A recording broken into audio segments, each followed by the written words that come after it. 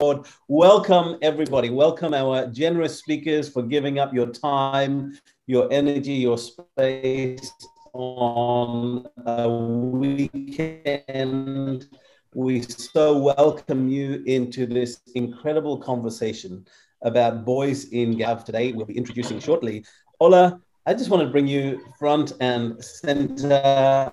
Ola, my good friend, and I'm just going to spotlight you a second and highlight you as our incredible host for today's program. Ola, welcome to the screen. Thank you so much for the incredible work you do through BMAN, for the man that you are, the humanitarian that you are. We are so grateful and honored to be present here on the screen as a result of the work and mission and your heart and the work that you do in the world. So please, Ola, why don't you open today's call, today's meeting, today's session with a few words. We thank you.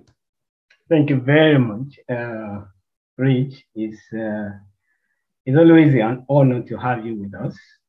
It's a big one for me. And I do have everybody on this board and this panel. It has not been easy putting this together, but I have resolute that this will be a great discourse. Number one, I'm Ola Akinwe, founder, Boys Mentoring Advocacy Network in Nigeria, West Africa. I love to be addressed as humanitarian guru. And what I mean, I shared that not too long ago with Rich. By accidental birth, I arrived in Africa and in Nigeria, but I see myself first as a citizen of the world. I belong to the world. The world is me. So, and that's the point. After being a citizen of the world, the next title I wear is I'm a humanitarian. Whoever is a human being, I love you, I believe you, and I trust that together, collectively, we can make the world a better place.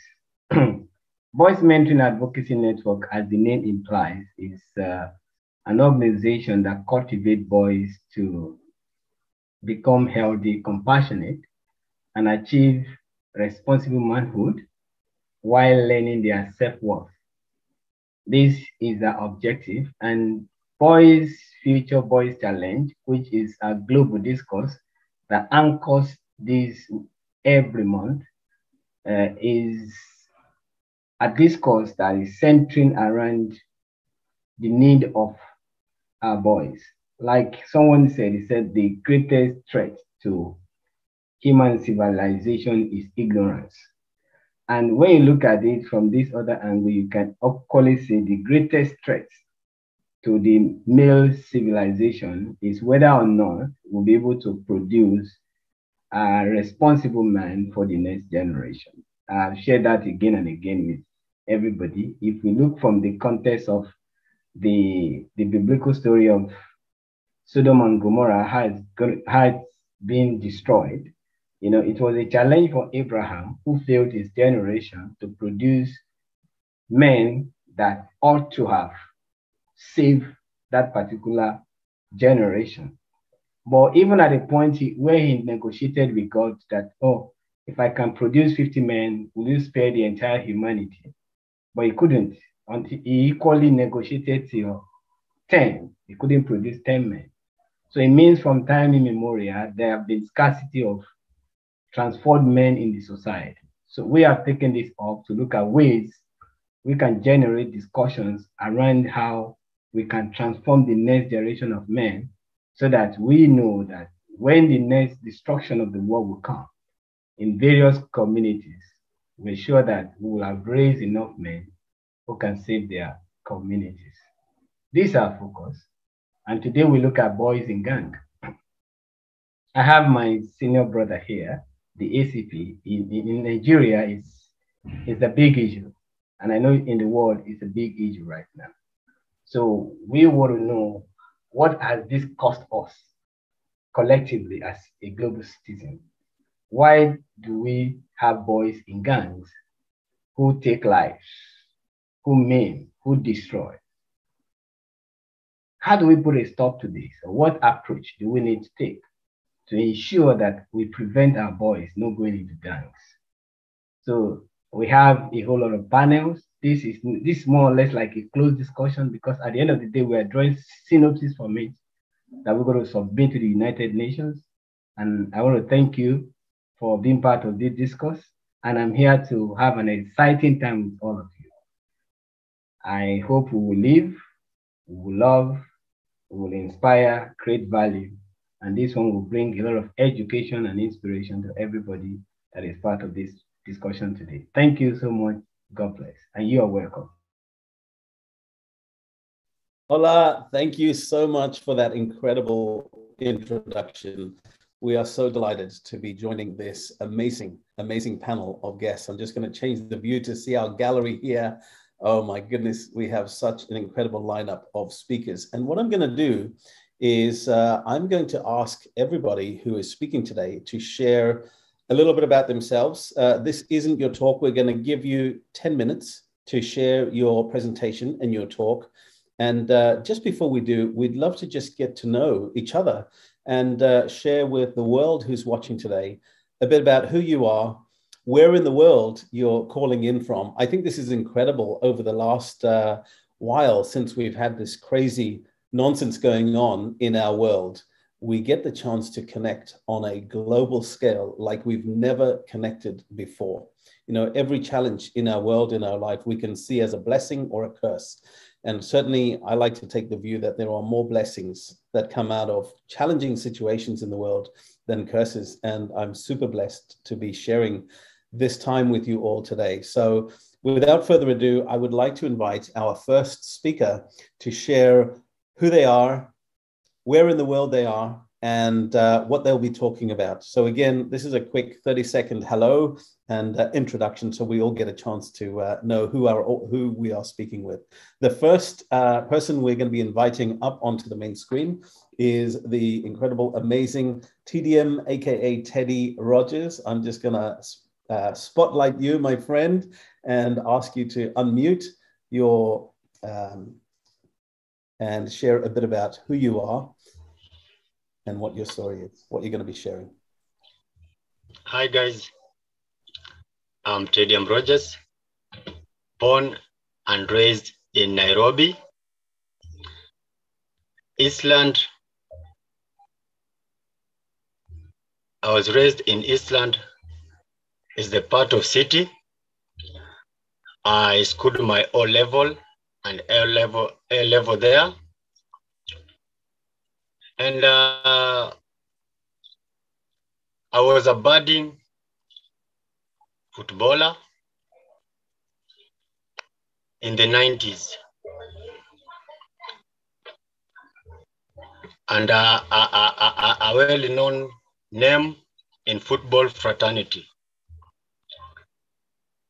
I engaged, I got initiated in crime in 90s.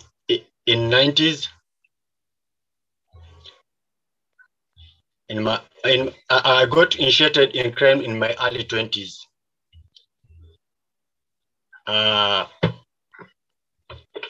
Wow, Teddy. I'm currently, and yes. I know that people are going to be wanting to hear your story so much that yes. I'm going to cut you off there ever so slightly to leave them hanging, so that our audience will just want to hear what you have to say and share your story. We're delighted that you've come on the screen today and come to share your story. So in a moment, I'm going to invite you to share your full story. I'm just going to go around the room and introduce our other guest speakers. But Teddy, thank you so much for joining us today. We look forward to hearing your talk.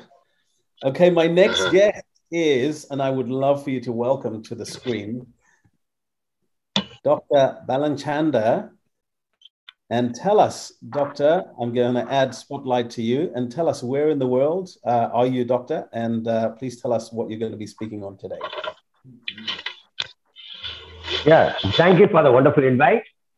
I am Dr. Balachandar from Tamil Nadu, India. And I've been in education industry for the last 30 years. And I have been in rural sector, and I feel that I'm instrumental in transforming the youth of rural belt in fights with great values. Thank you. And my topic for today is the role of school community in transforming boys in gangs into wonderful citizens. Thank you. Over to Mr. Rich. Wonderful. That's wonderful. Thank you so much, Dr. Balanchanda. And here we go. We're going to be introducing our next guest speaker, Professor Yvonne Vissing. Welcome, Yvonne. It's so nice to be with you. I am in the United States outside of Boston, and I am a pediatric and community sociologist and a professor at Salem State University. And today I will be talking about some of the psychosocial reasons that boys get into gangs and focus specifically on what communities can do to prevent that escalation. So thank you so much. Wow, thank you so much, Yvonne. It's a pleasure to have you join us today. Our next guest speaker I'll introduce you to is Sensei Dave Armstrong. Hello, Dave. Welcome. Hey, fam, Rich, everybody. I hope everybody's doing good. So yeah, I'm Sensei Dave Armstrong. I'm retired, semi-retired in Greece, but I grew up in California, in Los Angeles, and Inland Empire as a gangbanger. And now I'm able to help young people and parents and mentors impact the young people that they have in their lives in a more profound way. And so I'm glad to be part of this. A lot of what Dr. Vissing is going to be talking about, I am going to also be talking about. I'm going to be talking about the mentors and parents' roles in helping young men before and after they join a gang. So looking forward to the rest of the discussion and topics.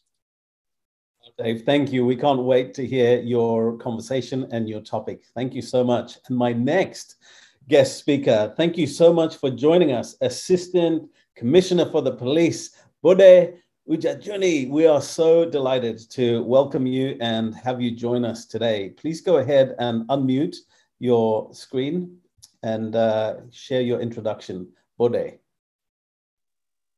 Oh, thank you very much. I'm glad to be connected to all of you this memorable day. My name is Bode Ojajuni. I am Assistant Commissioner of Police in Nigeria.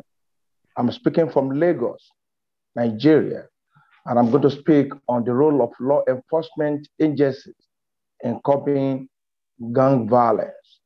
So once again, I'm glad to be part of this conversation.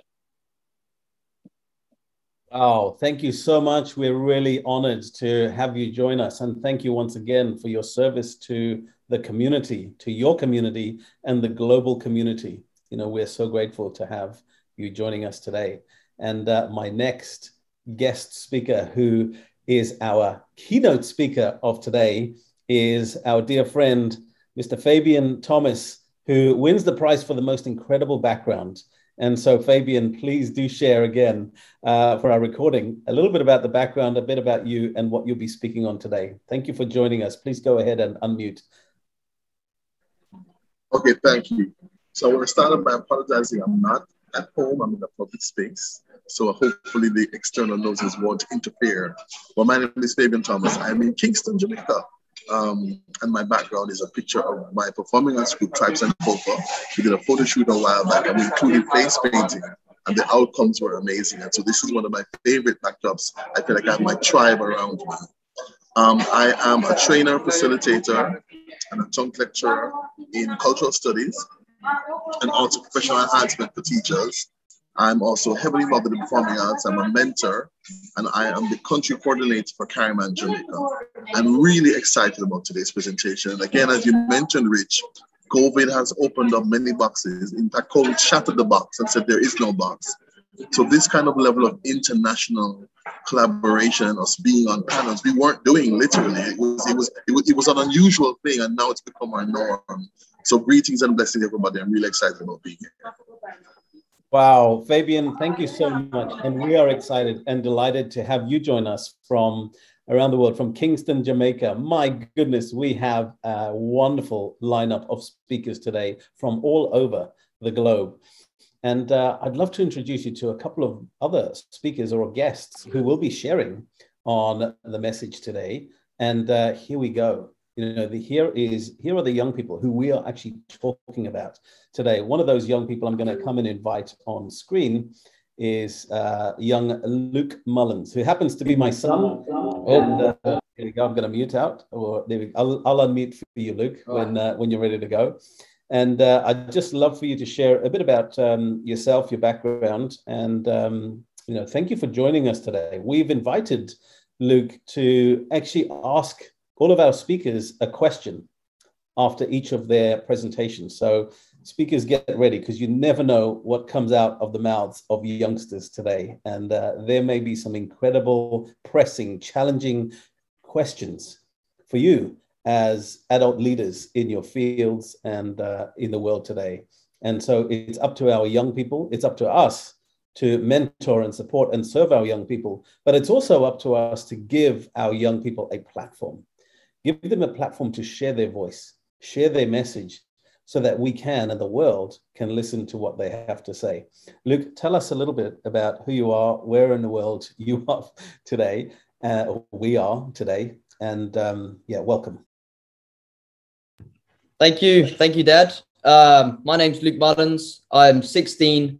I've been in the entrepreneur space since I was 8 years old. I've done a number of things in business, including partnering with my dad on our newest venture, My Best Self, which we're helping people to achieve their goals, whatever their goals may be. We have mentorship, masterclasses, courses. We just want to be a community where everyone's supported to achieve their dreams. And I'm going to be coming from the voice of the youth and giving you some context from a 16-year-old. Wow. Incredible. Thank you, Luke. We look forward to your questions and your insights and thoughts. I'm going to invite Azario, if you're comfortable, Azario, to come on screen as a young person. Tell us where you're calling in from, and we're looking forward to hearing from you as well in whatever capacity you would like. We know that you've joined as a guest, and your voice really matters. We appreciate your insights and what message you have to share with the world. So go ahead and unmute and share with us where in the world you are.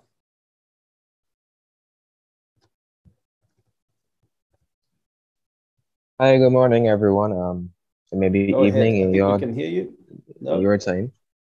But my name is Azario, your Griffith. audio is not coming in too good. So can anybody else hear Azario? Give me a thumbs up if you can. Yeah, great. It's me. You can hear me better now? Here we go. Azario, go ahead. Okay. My name is Azario Griffith. I'm 16 years old, and I'm calling from Barbados. I went to school at a primary school called Silla Primary, and I went to Coleridge and Parry School after that. And right now I'm going to school at the Darrell Jordan Secondary. And I'm very happy to be here, tuning in, listening to the different point of views that the speakers have on the youth. And I'm very happy to be here.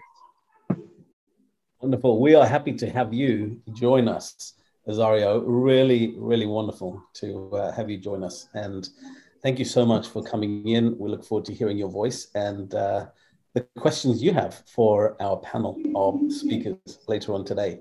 And we'd love to invite our panel at the end to ask the young people joining us some questions too, once we get a chance to wrap up. So without further ado, I am going to invite our first speaker to join us. I do hope that he's back in the room. I know we had some challenges, but let's see if we have Teddy Rogers. Teddy, why don't you come and join us on screen, and we'll hear your story. Teddy, are you back in? Let's see. I know you can't see me. Okay, Teddy. Yes. We can hear you though, so go ahead. Oh, yep, we can see you now. There we go. So I didn't hear. Can you come back again? Repeat. I was lost a bit, yeah? Say again. Yeah, I can hear you now. Great, we can hear you. Please, Teddy, go ahead and share your story and message for today. We're looking forward to hearing your story. Yes, as I said before, yeah, my name is Fabian Rogers, born and raised in Nairobi, Eastland part of the city. I schooled my O and A level there. I was a budding footballer in the 90s. A known name in football fraternity. I'm currently an ex-convict. I served in one of the maximum correctional prison in Nairobi for 19 years. I would like to shed some light. The youth are being recruited to the gangs. Areas where I come from,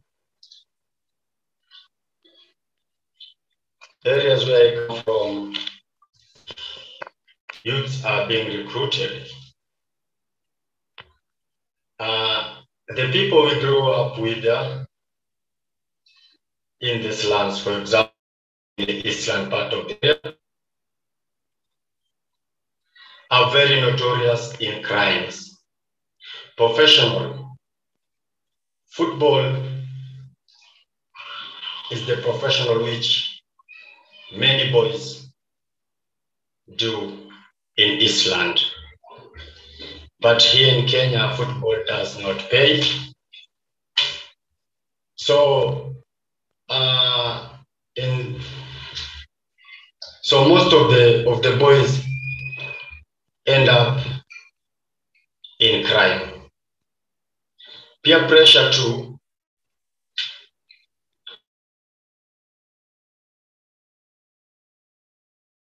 Which one can afford. So it drives them into crime. In conclusion, a well-organized crime or a group of crime where people are being taught to use illegal firearms. However, all is not lost. As a personal level, I've concerted effort to mentor youths in the rightful way of living. See? Teach them skills of which, as I was serving my 19 years there, I learned some skills. As for now, I'm a tent maker. And I also mentor youth about my personal experience with crime and what I've gone through. So I even teach them skills so that it can help them in their future. And I keep on repeating about my experience about crime. Yeah.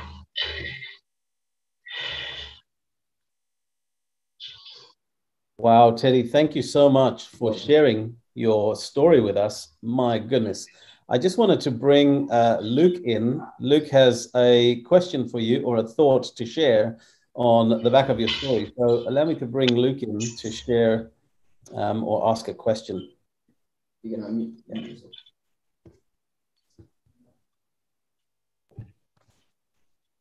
So instead of kids going from football into crime, where can we direction these young people from football instead of going into crime? Is there anywhere they can go instead of going into crime?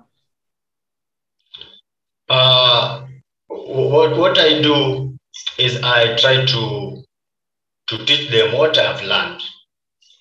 And I'm a tent maker by profession. So I done them into tent making while I talk to them into crime like I did. Brilliant. Thank you.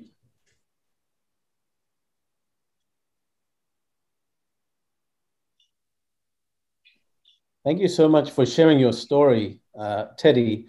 Incredible that, for 19 years, there you were in prison for 19 years after, your life looking like it was going to take a turn for the best. I can see the smile on your face now, imagining and remembering those days of being that celebrity footballer. And there you were making choices in your life that actually took your life down a very, very different path now.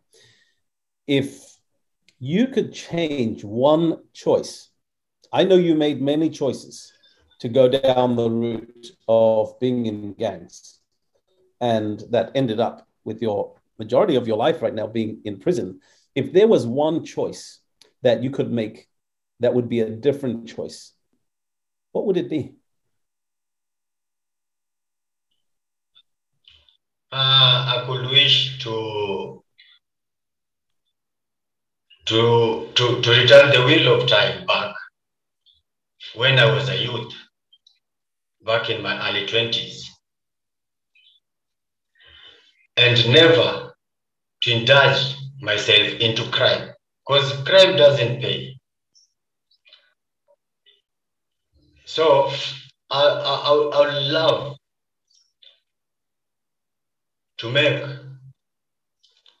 my city a crime-free zone.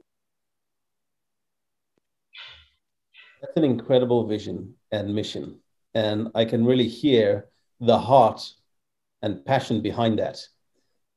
And it's unfortunate that your life experience and the choices you made have led you to this place.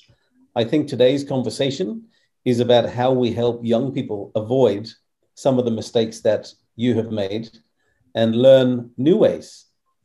And we have so many incredible speakers here who can help support that from so many different perspectives. So Teddy, from all of our speakers here, I just wanted to give you I know we're on mute, but if we can just give you a hand and just say thank you so much for sharing your voice, your heart, your message. We honor you. We thank you for using your life and your story of your life for helping to make change in the world and in your community, because you are one person, but my goodness, one person with a vision can do so much.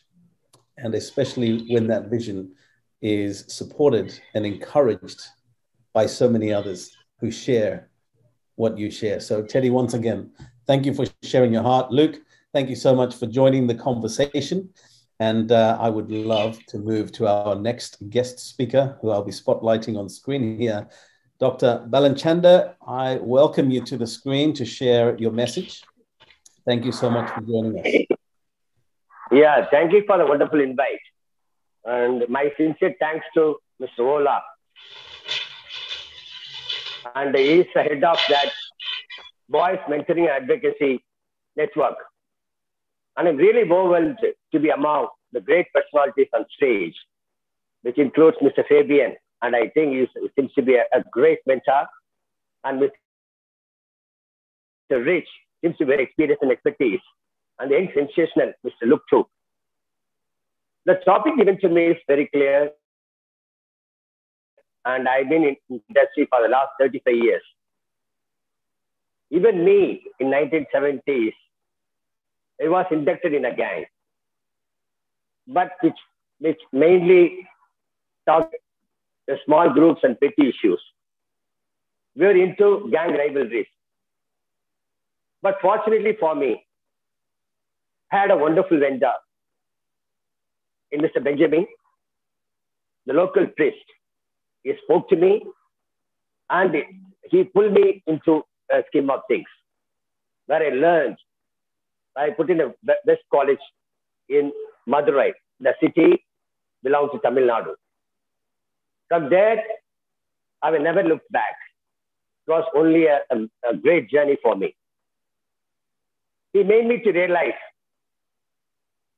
the education is the best tool to continue my support, to be instrumental in creating a world which is meant for global peace. Indeed, boys and gangs is a global issue. Probably the percentage might vary from European countries to African countries and subcontinents. But again, the problem is the same. Being the head of the institution, I have been facing this issue since my school is in rural sector, where the people are financially very poor. I hope that is the main reason why the boys like to join in a gang for better opportunity, are misguided. So I feel strongly there are many reasons. Youngsters, particularly boys in gangs, are extremely vulnerable. I bring out list of 10, which may be the reasons why boys are in gangs. Number one, for protection from others, gangs, and groups. Point number two, to feel accepted or a sense of belonging. Point number three, for a sense of identity. Number four, for respect. 5, siblings, family members, or partners have a track record of being gang members. Point number 6, for excitement.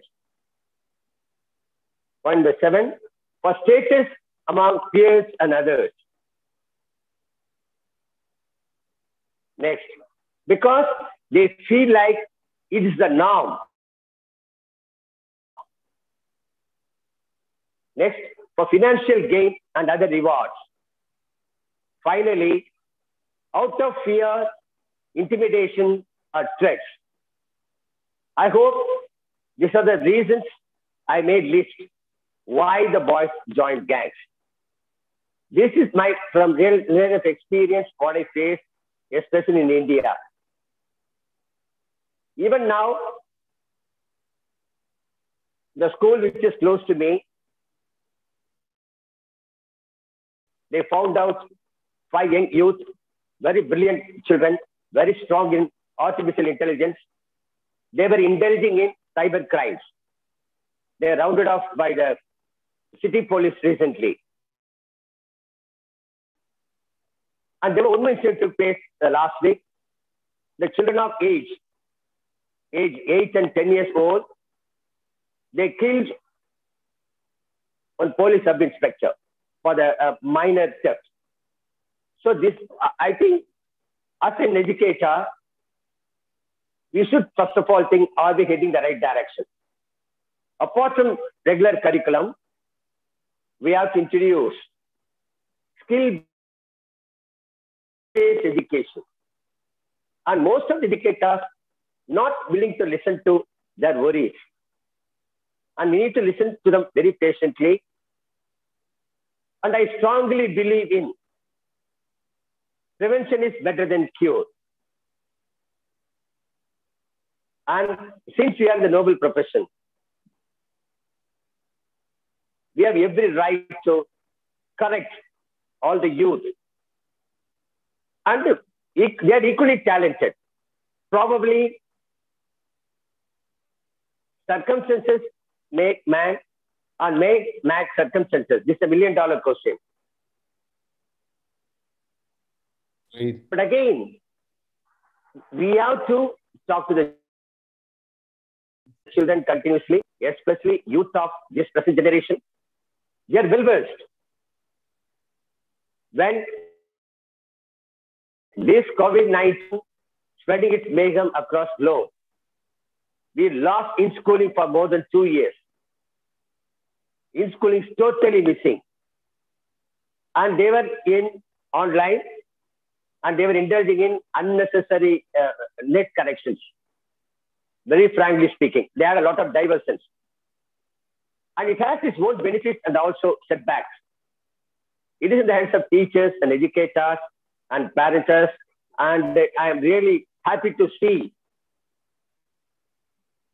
today's speakers from different domains. The footballer from Nairobi, and of course, Mr. Rich. It seems you are very rich in experience and expertise, as I've been kept on telling that. And I'm really fortunate to be on board, not as a speaker alone, but as a listener. This is for the first time I've been on a board for a great cause. I mean, a great idea. It's a needed topic, in fact. At the beginning itself, I told you very clearly, the percentage might vary. I went through some of the articles, especially in Florida. The recent study says in 2010, there were around 1 million juvenile crimes out there. So it is unbelievable, a staggering figure. So it puts a lot of question on us. Are we heading the right direction? What you're supposed to do? Such kind of global issues can be discussed only on this platform. Even me, I'm really proud to transfer myself. Of course, I was in a gang which meant for a minor riots, a minor rivalry gangs or something like that. But still, I could transfer myself thanks to a particular mentor. So what I feel, I'd like to see the world of youth especially, can be transformed into a global citizen, impact with great cultural value. And there was Mr. If I'm not wrong, Mr. Teddy, I suppose, a footballer. I was really impressed with his story, in fact. And Mr. Fabian, if you're not wrong, I think he's from Kingston, Jamaica, the land of sports personalities. Jamaicans known for, athletics. So I love sports. And I even kept on telling my students to follow the sports. What I observed in my experience, the students need to be groomed properly, molded properly, chiseled properly. It's not only the question of extending the career of children. It's a question of how we talk to them. We are second parents at school and need to talk to the children continuously. There are children with a lot of problems. I noticed children join gangs, mainly financial poor background at the families. And they find it very easy to mint money. But that's not the end of the world. And they need to understand they've got enough in them to expose themselves to the world wherein they could perform to the potential, wherein they can showcase their material. Even me, frankly speaking, even I had my graduation not in English medium. I had my local language called Tamil medium. I started learning the language English slowly, probably last 5 to 6 years. And thanks to a lot of webinars and thanks to Mr. Ola today. And I'm on a board where I could see, where I could listen to the people from their experience. So I feel that still enough is left in me. Wow. Dr. Belanchanda, thank you. Sorry, did I cut you off in summarizing? I don't mean to cut you off. I would love to introduce the next speaker, but if you have a word in summary, I welcome your summary so we can introduce Yvonne as well as the next speaker. Please go ahead. Okay. So what I feel, this is a great platform, and I feel that this BMAN, if I could call it that, this particular group headed by Mr. Ola should continue the good service. And the moment when he spoke to me on the day, and I was really impressed, and I was very keen on attending this webinar. I've been attending various webinars on education French, but never on this. And when I see that youngsters, and especially Mr. Armstrong, and the language, the accent he used it, I take it as a learning platform for me personally too. So I'm a glaring example. So I transfer myself into potential. So I'm now running 62. I feel age is just a number, and there is enough in me to learn more. And of course, I'm waiting for the great questions from Mr. Luke, I suppose. And I think he may impose the great questions to me. Thank you, sir. Thank you for the wonderful opportunity. I am truly in cloud 9 and 7-7. Thank you, Mr. Rich and Mr. Ola. Wow. Thank you, Mr. Thank Rich. you. Thank you, sir. Thank you. Dr. Balanchanda, we are so grateful for your message, and thank you for representing the education community in this conversation, in this topic. You know, your message is really resonating and speaks loud and clear. My big takeaway is, how do we, as educators, how do educators really listen? You know, how are they ready to listen to young people? Often in school, you know, young people, and you know, I've had a few conversations with my son over the years about his exposure to gangs and bullies, for example. And when he, in his time, went to the teachers to share what was happening, because of the kind of child he was a little bit disruptive, different kind of learner, didn't comply. The way that his educators or his teachers responded to him were unfavorable. And so they did not approach Luke with a listening ear. They almost approached him with mistrust. And it's often those young people who are more likely to become or be joining a gang are the ones that are likely to be mistrusted by educators. So thank you for your message today, which for me speaks loud and clear about how we listen to young people, regardless of their circumstances, regardless of how they show up in school. I've had a thought about just changing our format and structure slightly differently, where we just allow those questions at the end from our young people and ensure that all the speakers get their time to share their message, because I love talking too. So I might jump in and include our young people's conversations and guide that. So young men, if you have your questions ready for the end, you can then target anyone. When I say target, this is not target practice, not shooting anybody down. This is your opportunity to really share a thoughtful question or comment to our wonderful speakers. So today, our next guest is, and again, once again, Dr. Balanchanda, thank you so much for your message today. Really appreciate you.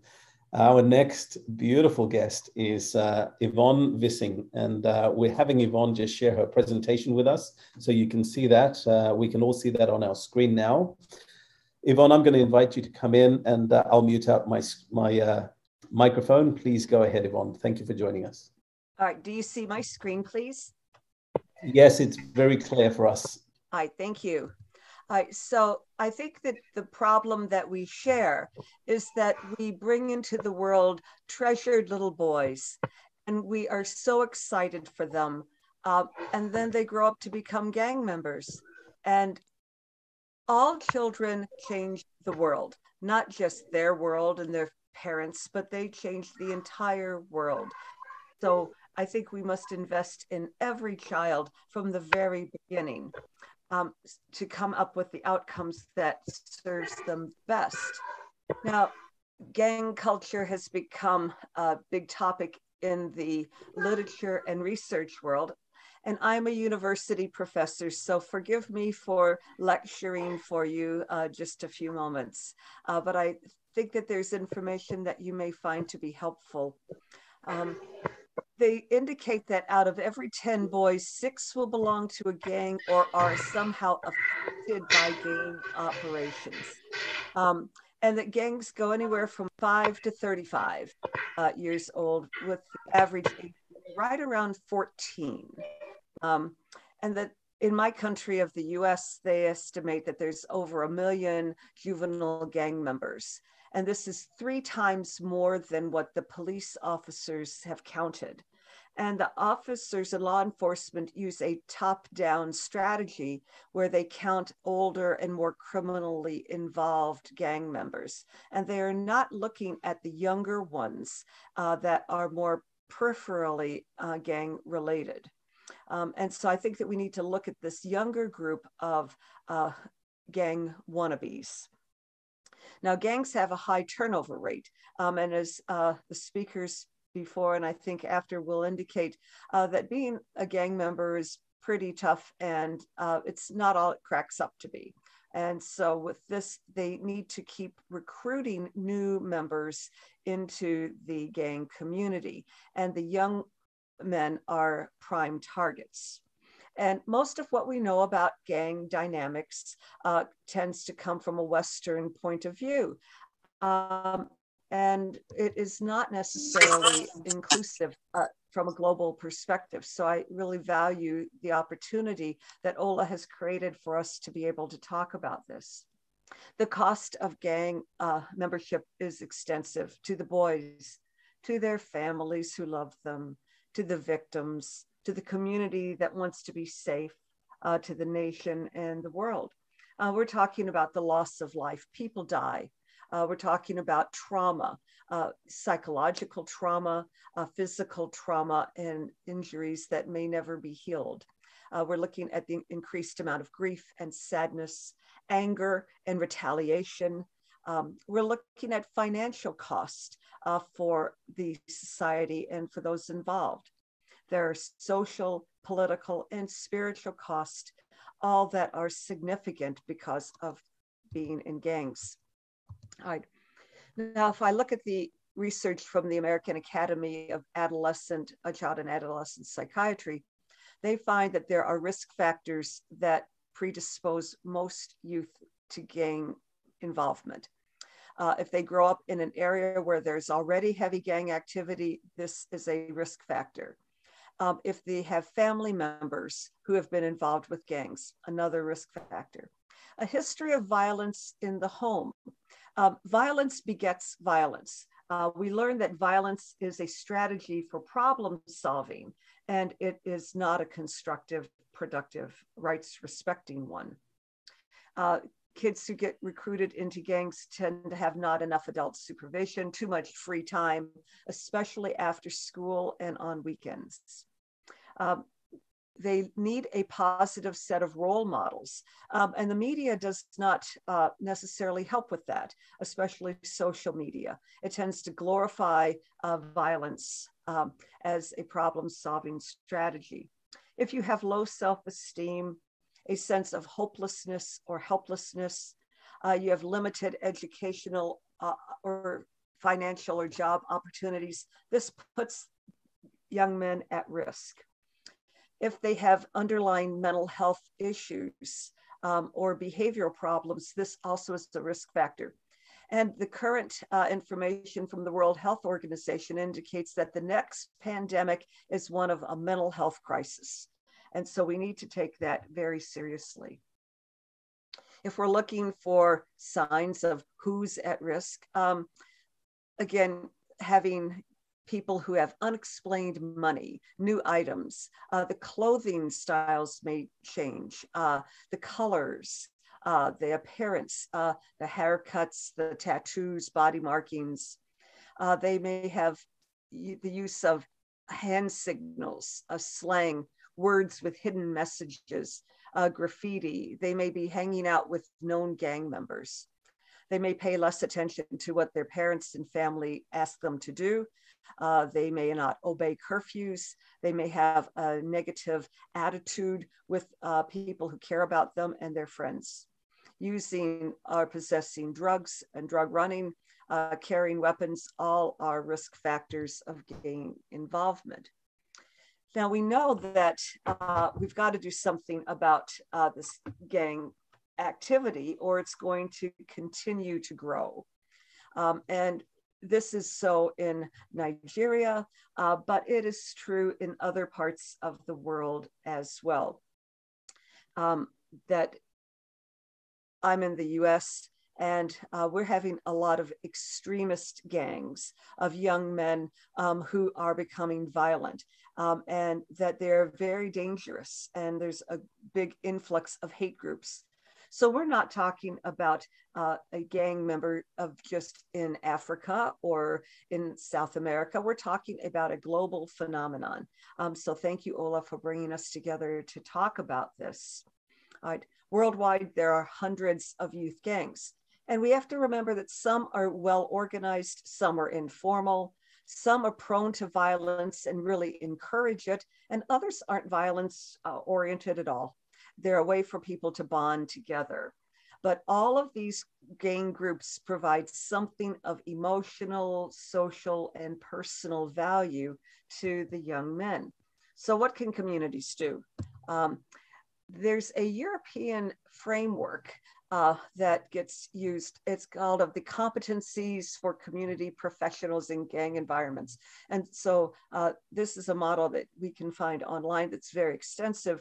But if you look at it, it looks at planning as a community, assessment, personal development, prevention, and intervention. And they have a whole set of activities that a community can take that undergoes this process, so that they have an absolute framework of helping a community to figure out what is our problem with gangs and how are we best able to address it.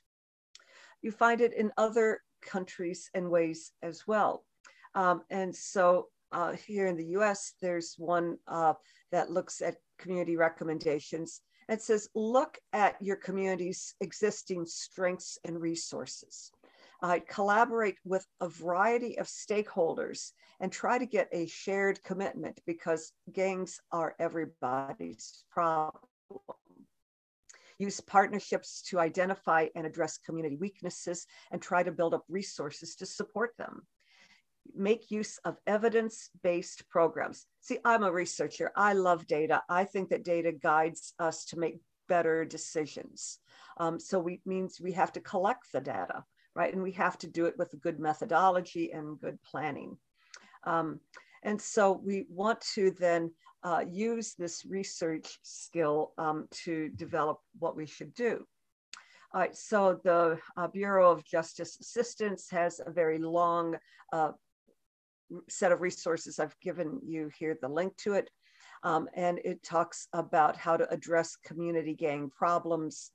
And they're talking about it being a format or model called SARA, in which you have 4 steps involved in a process where you scan what's going on in the community, you analyze it by talking to a variety of people. You talk to the police, you talk to healthcare providers, you talk to parents, you talk to the youth themselves. Who's the best informant about what's going on? It's youth, and often they're the ones not talked to, you know, as information informants. We have to figure out what kind of response we need to use, where it works well and where it doesn't, what kind of resources we need, and then assess how successful we are, and then tweak it and change it so that it can be continually beneficial. Here's another set of resources on the National League of Cities Institute for Youth Education and Research. And so we're looking at preventing gang violence and building communities where young people thrive. Again, they talk about needing a plan. If a community does not have a plan, you are going to fail in your technique to go out and deal with gangs, right? And it ought to be research driven. At the local level, not just national level, right? You have to involve the key stakeholders and gatekeepers. You have to have measurable goals that you can achieve, even if they're little. Little ones lead to bigger goals that you can accomplish. And you need to figure out how you're going to get those results. And so without a gang prevention action plan, it's going to be impossible to define what you need to do, to find the funding opportunities to support it, and to work with the city and parents and organizations to give them confidence that what you're doing will make a difference. Okay, so this is another resource for you. In Edmonton, Canada, they have a variety of programs to address gang membership. Canada's done a great job with a lot of this, which we'll talk about this slide and the next. And they find that gang prevention cannot be assigned as the sole responsibility of any one agency. It's not just something that the police have to deal with, or the schools, or the family. We need to have cooperation between all of these units in order to be effective. We've got to be partners. All right. And so prevention is ultimately the key of controlling gang activity. And so anyone and everyone can work on this community level prevention approach. We're talking about then parents, schools, law enforcement, faith communities, NGOs, businesses, and certainly engaging youth themselves as problem solvers. Here's another model that Canada has created about gang prevention. And so ultimately in the center, you see that you have to engage the community and build community will. A lot of times we know what to do, but do we have the will to do it? That becomes the question, right?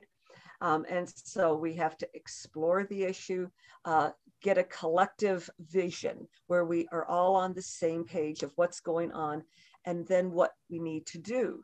And so we will create conditions for success. Success will not automatically occur. We have to be farmers and plant seeds and create the conditions for success. We have to then see what happens. We have to change as it approaches. And so we are able to really address gang membership if we use a community approach. I've looked around the world, and for instance, in Latin America, we find that gangs are often blamed for violent crime. But when we start to look at the data, they say it's really unclear. There's a lot of media hype over gangs, and they like to blame the gangs for this major violent and gun and drug running. But is it really youth gangs? All right, and so that becomes a really interesting question to approach. And we know that Honduras has a lot, El Salvador. If we start to look at Mexico, we find that gangs in Mexico have been lesser than in other countries. So what are they doing?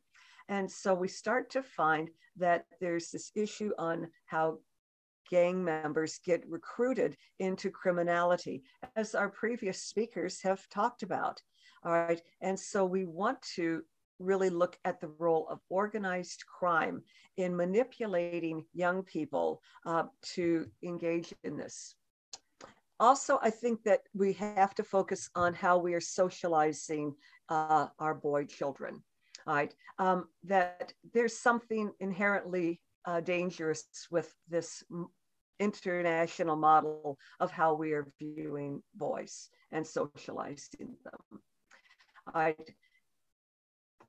Ultimately, there's not just one type of male role model for boys. I mean, you could be a gang member and think that that was the model. You could be like the Dalai Lama and have that as a role model of what a man is supposed to. The construction of what a man ought to be is socially constructed, depends on who you're hanging out with, what country you are. It changes over time. It changes in different settings. And it's plural, meaning that young men are hit with a variety of different ways that they can learn to be men. And which ones do they choose? Which one are reinforced in a positive or negative way? There is no typical young man or typical version of manhood anywhere. There are many different kinds of masculinities, whether we're talking about being a warrior, a farmer, an animal herder, a family provider, a community leader, a business person. They are impacted now. As Ola points out, we're all in a global citizen, right? And so globalization impacts us. Western influences, global media influence people even in remote indigenous communities now. People have a phone, and with that phone, they are able to link up to the outside world. And some of the messages are inherently quite dangerous toward the socialization of good men. I think that if we were all the same or homogeneous, it might be easier to address, but we are heterogeneous in our world and going to be more so, where we are not alike, not in the way we view, not in our skin, not in the way that we are socialized. So we have to think about how that impacts recruitment into gangs. Studies by Barker and Ricardo report that young men who aren't given a socially respected sense of manhood are more likely to engage in violence of all forms, and that an older man is seen as having power. And so it's important to work with the men in the community in order to change what's happening for the boys in the community. I found a quote that talks about a traditional African practice is to assign social responsibility to young men at an early age. And that could be seen as a real blessing, right? And you could use that sense of responsibility as a positive thing rather than shirking it off and allowing gang members to give them a sense of involvement, activity, belongingness, and responsibility. And we need to work, again, this at all levels. We know that gangs exist because adults are making money off of exploiting young people. All right. Most of the information that I have found is that youth are easy pickings, as it is, to socialize and to get to them, especially if they are low self-esteem, if they are single parent households, if nobody's able to watch them, if they're poor, if they have a lot of opportunity then that they can get through making money or getting social status and prestige through kidnapping, dealing drugs, torture, rape, assassinations. The amount of dangerous activity for gang members is escalating in many areas. And again, as we're going to see in a speaker in a minute, the family is a basic point of prevention for gang involvement. And parents and guardians need to know what their kids are doing when they're in school and out of school, who their friends are, their activities, where they're going, what they're viewing online. All right. We need to talk about active engagement. I'm a child rights specialist internationally, and there's a saying of every child should be born welcome. And we want to be showing them that at every point of their lives. Otherwise, we set them up for recruitment of ideologies and activities that are not in their best interest and not in ours as families or communities. In my country, I'm watching a lot of movement toward extremism. And extremism is a form of deviant behavior where you seek to put your views on others, and you can do it in ways that are exploitative to them. And I'm a human rights believer, and there are a variety of human rights treaties that are out there, from the Universal Declaration of Human Rights, the Convention on the Rights of the Child, which is my specialty, and I think is such an important document.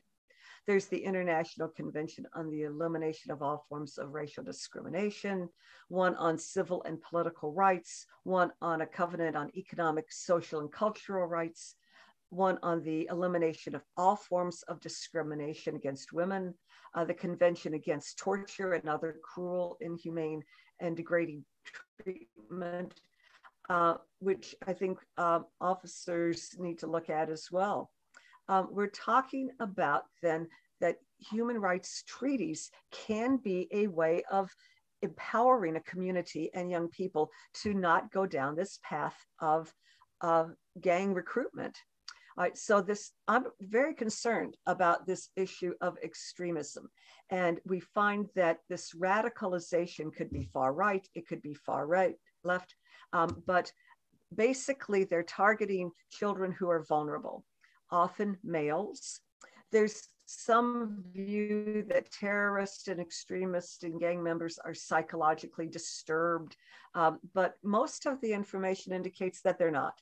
They're making some choices, and they're actually rational choices, that this is a better way for them to live, to get what they need in order to survive.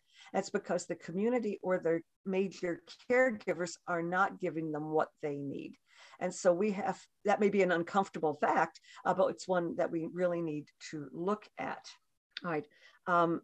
So we find that when people experience economic precariousness, they're more vulnerable to recruitment by these gang or extremist kinds of groups. And especially we find that boys who are isolated, lonely, depressed, who have high anxiety, that they don't know what's going to happen to their future, that they want to have connection, they want to have meaning to other people, and they are a vulnerable group to rhetoric that will promise them a sense of belonging, a sense of purpose, and a way to contribute to a cause that's bigger and better than themselves. A lot of the gang members and extremists and terrorists are really thinking that they're doing the right thing to make the world better and make their own lives better. And so we as a community really need to take a look at that. If we look at the shared emotion of gang members, I think that they are very basic. Who do we matter to? Everyone wants to matter. And how do we let young people know that they matter, especially if they are engaged in what I call dysregulated behavior, where they're mouthy, that they're behaving in ways that we don't like. And what happens? We, the adults, get dysregulated, right? And we do not always interact with them in a most rights respecting way. Not with compassion and not with the use of dialogue, where we are talking to them about why they're doing what they're doing, how they feel about it, what their emotions are, but what their drivers are. Basically, young people are getting really mixed messages about what they're supposed to be. They don't know. And it's this back and forthness of, I could be this, I could be that, this sense of identity.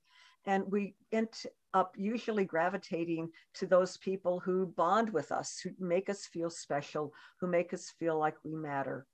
All right. So if we know that this is a truth for young people and for all of us at every age, how can we channel this energy into a gateway for peace and justice instead of gang and violent membership?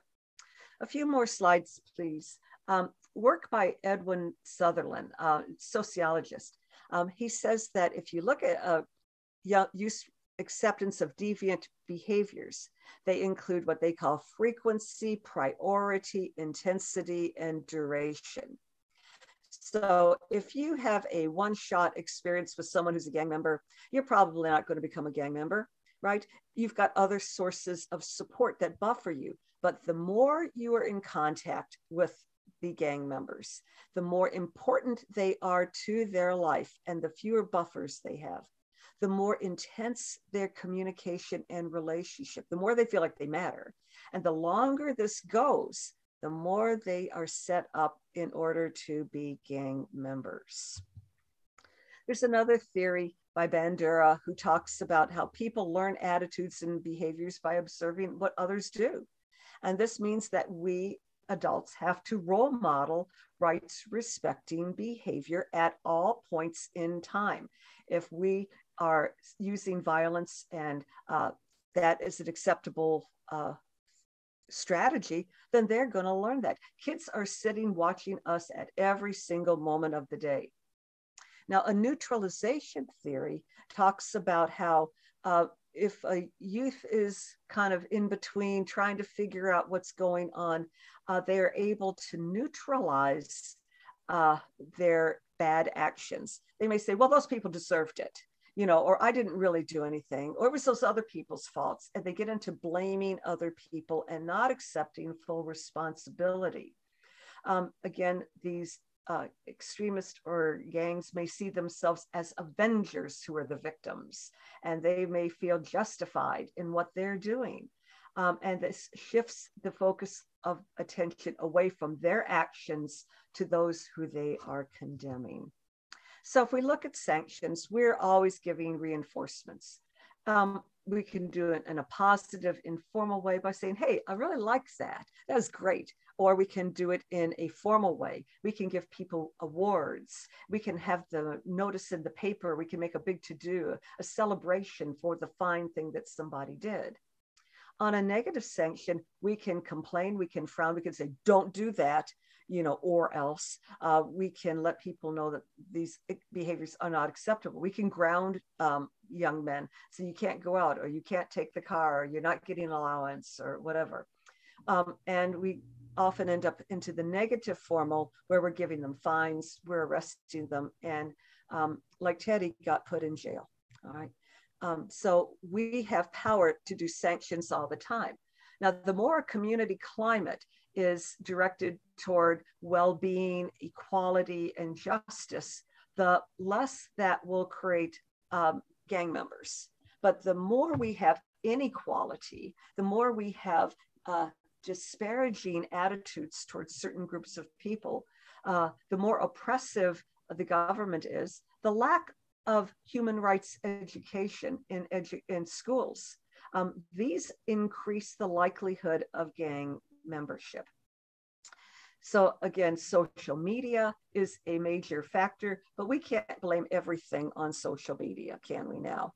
If we have our primary groups and secondary groups, like the friends that we hang out with, and our family and friends and our lovers, and they're all engaged in either rights respecting group behaviors or oppressive, violent kind of behaviors, that sets us up for what way we're going to travel. So I think that we need to have a multi-level plan to set a community climate. What do we want our community to be like? Often people are saying, let's go out and work on those kids. No, we have to start to work on us as adults, us with our values, us with our community, us with our structures.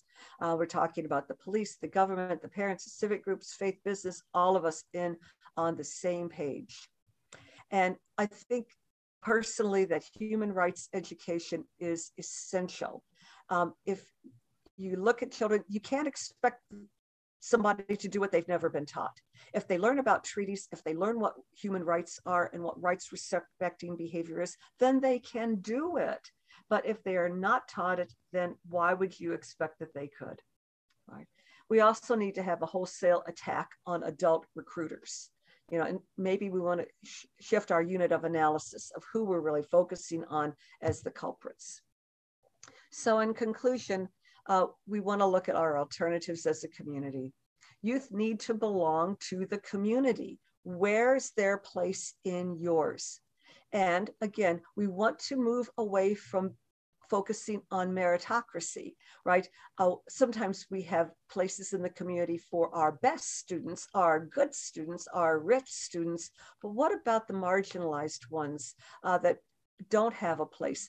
They belong to the community too. All right, and so we need to have a place for them. All right, they need to know they matter. And so who and how are we showing them that they matter? All right, they need outlets for activity and responsibility. And what does your community have for them? They need to be able to participate and to be listened to in rights respecting ways. Youth are an untapped resource.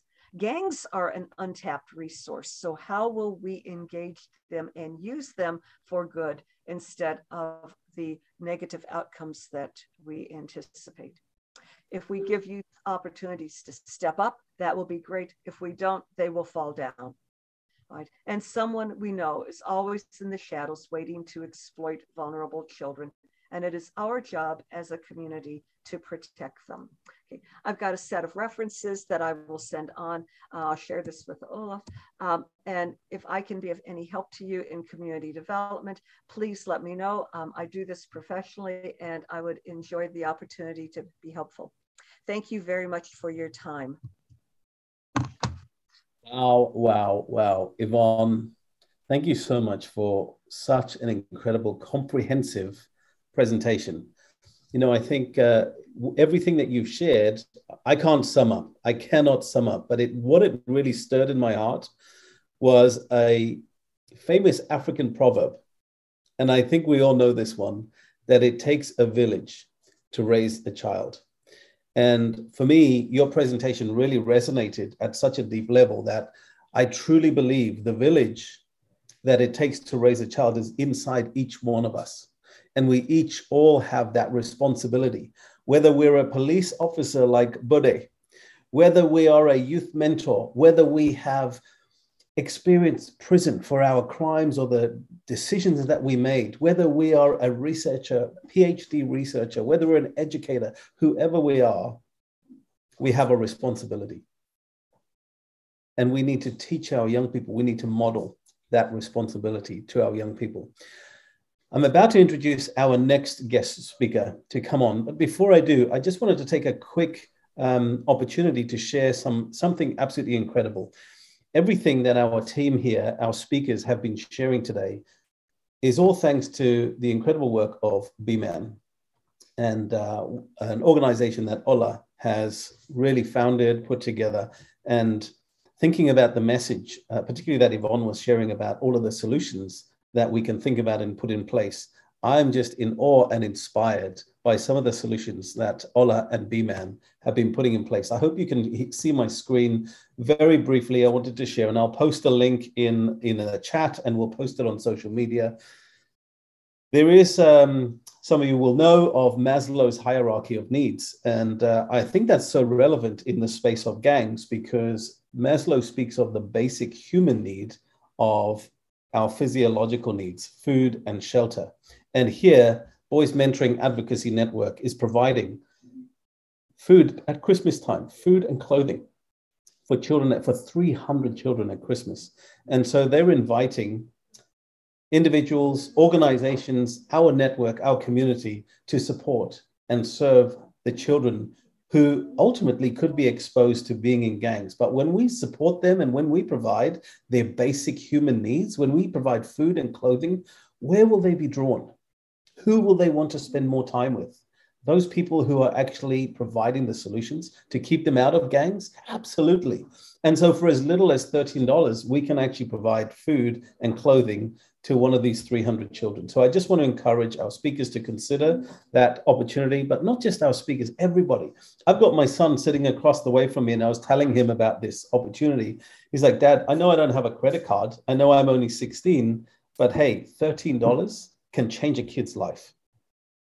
And our young people today, my son, my daughter, they're blessed to live in a family, in a world where, we often take advantage of what we have. And some children don't have access to that. They're brought up and born into a world, into a space where they don't have access to this. So I just want to encourage people to go to the page and consider donating, or at least if you can't donate, or if this isn't your chosen charity, that's okay. There's no judgment. There's no harm in sharing that message of joy and hope at Christmas for a young child to provide for their basic needs. So thank you for allowing me to share in that moment, the opportunity for people to give. Ola, thank you for the work that you're doing, for this incredible gift that you bring to so many young people. I know, Ola, you shared some videos with me earlier today and yesterday about some of the children you're helping, and they just moved my heart. So I am definitely putting my credit card behind that donate button after this call. So thank you so much. Now, without further ado, I would love to bring our next guest speaker up to share with us his message, and that is our very own Sensei, Dave Armstrong. Dave, are you there? Fantastic. Oh my goodness. I am so excited to see you, Dave. And welcome to the screen. Welcome to our conversation. Dave, take it away, please. Rich, thank you so much, brother. I appreciate you. Ola, thank you for inviting me over here. I hope that I come on and I can inspire a little bit. That's the premise of why I'm here today, is to inspire. So as I'm speaking over the next 10 minutes or so, I want you to be thinking, what are you offering? What are you offering? This message is directly for parents, family members, as well as mentors. What are you offering? So let that resonate in the back of your mind a little bit as we talk. Look, I was part of 2 gangs over my lifetime. I was part of probably the biggest gang in the world for 24 years. That's the military in the United States. So yeah, I was in the US Air Force actually for 24 years, but that wasn't with out a lot of challenge, a lot of struggle, a lot of turmoil coming up in California, in Los Angeles, in the Inland Empire, in San Bernardino, where it's gang infested. And so part of the normality was to be in a gang, or to be gang affiliated, or to be in a set, or to claim I was a Crip, to claim something. And so I want to talk about, what are you offering as an alternative to being in a gang? So it's our parents' responsibility. It's our family members' responsibility. It's our community's responsibility. It's the mentor's responsibility to offer an alternative. Because if there's no alternative, why wouldn't I join a gang? Why wouldn't your neighbor who has a 15-year-old, a 16-year-old, a 17-year-old young man, why wouldn't he join a gang? You haven't provided an alternative.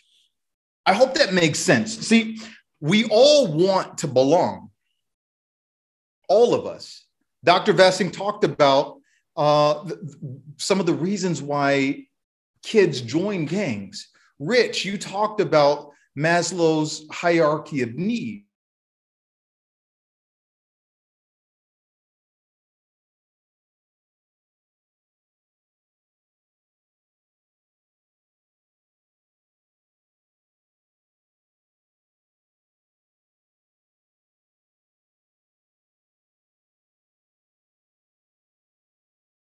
Is not seeking your why. What do I mean by your why? Finding out what you can be great at, not good, great at. Most kids in the inner city, most kids growing up in this environment never know what they're great at. Why? Because you as a parent, you as a mentor, you as a neighbor, you as aunt, uncle, never offered them an alternative. You never said, you know what?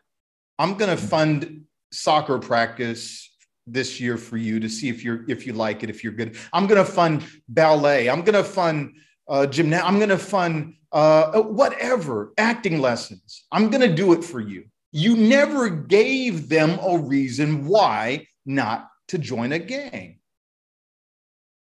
So of course they're robbing you. Of course they're destroying the community. Of course. Why wouldn't they? They have nothing. So when you have nothing, you seek something. A lot of us take the path of least resistance. So why wouldn't you join a gang? It's the path of least resistance. So again, let that resonate in the back of your minds. What are you offering? What are you doing? You personally, what are you doing today, tomorrow, next week, next year, to provide an alternative for a young man or young woman in a community, not necessarily your community. Maybe you were just born. Look, we're just born into whatever, right? We're just born. If you're born into Africa, you're African. If you're born into Puerto Rico, you're Puerto Rican. If you're born wherever, if you're born into an affluent neighborhood, rich parents, poor parent, you're just born there. Doesn't matter. So I ask you, if you happen to be born into something that's a little bigger than someone else that just wasn't, like myself, like a lot of other people, provide an alternative.